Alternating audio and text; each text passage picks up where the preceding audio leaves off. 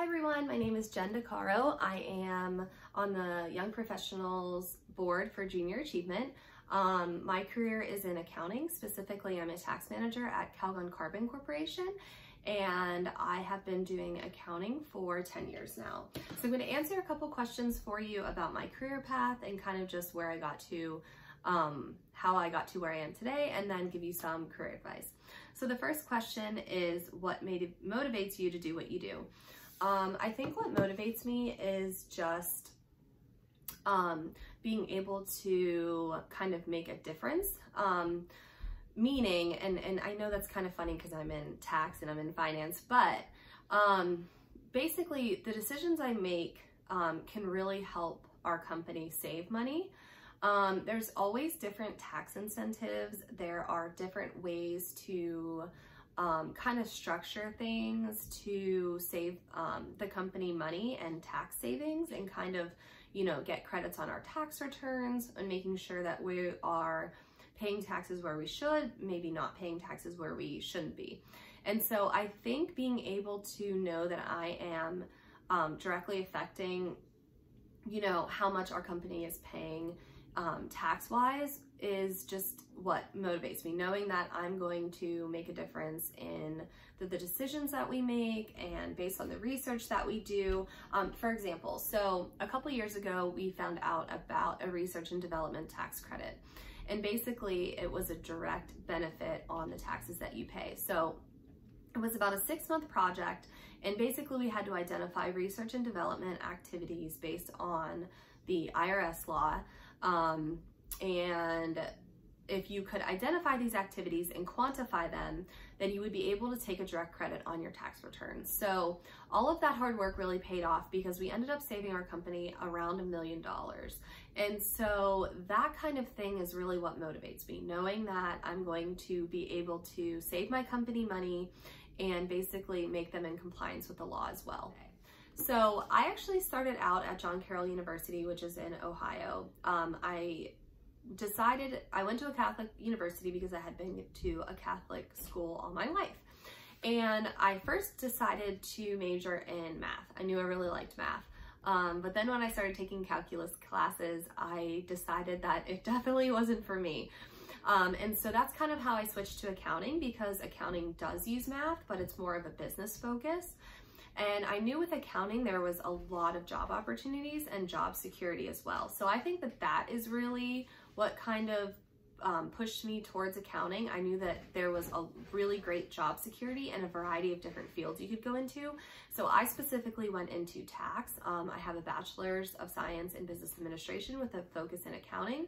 And then I went into tax, which is kind of just under the umbrella of accounting. You can go into public accounting, you can just go to corporate, you can do finance, you can do a lot of things with accounting. And there's a lot of on-the-job training as well. And I just really like all of that aspect of it. So actually at my first job, my boss told me that perception trumps intention. So perception trumps intention, and I think that that is a key piece of advice, and let me explain why.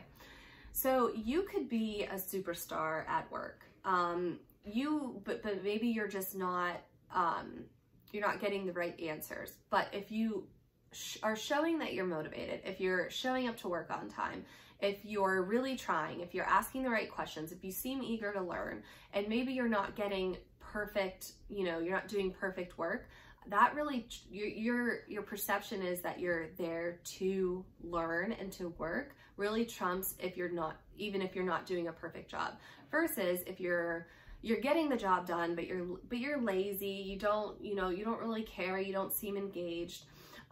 Even if you're producing a perfect work product, your kind of attitude and the way you're being perceived isn't the greatest. I think that they would much rather have someone who's really, really trying and maybe not always getting the right answer, versus someone who does perfect work but has a bad attitude about being there and isn't really 100% there. So for me, what really impresses me, and I kind of just spoke about this, is an eagerness to learn, and someone who is a self-starter and someone who is taking really good notes and wanting to do things on their own. In my job, there's only one of me, so I am busy. I always have something to do. And so when I'm hiring someone, I want someone who can help me, that I can rely on, but I don't have to babysit, if that makes sense. So I really like someone who is organized, who comes in and knows the tasks that they have to do, who, if we're sitting down and I am training them, they are taking really great notes, because they know that once they go back to their desk, they're gonna have to do what we just talked about. So I think all of those things are really important in someone, and someone I want to hire, and also an eagerness to learn as well. They're kind of motivating themselves. Hey, what are you doing there? Can I help you with this? Can I learn how to do this? Can I take a training in Excel so I can sharpen my skills? That sort of thing. I don't like working with people who aren't really motivated and don't want to be there. Like, that doesn't really help me at all. So I think that those are some really great things that I look for when I'm hiring somebody. For me, I've always been in Pittsburgh. I never kind of really left. I guess I left for a couple years and worked in Cleveland, went to school in Cleveland, Ohio.